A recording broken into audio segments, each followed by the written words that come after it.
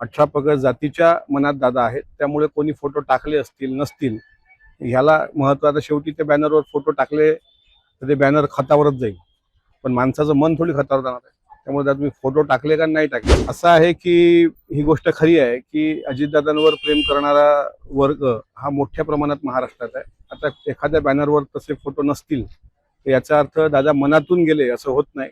दादा प्रत्येकाच्या घराघरात आहेत, मनामनात आहेत.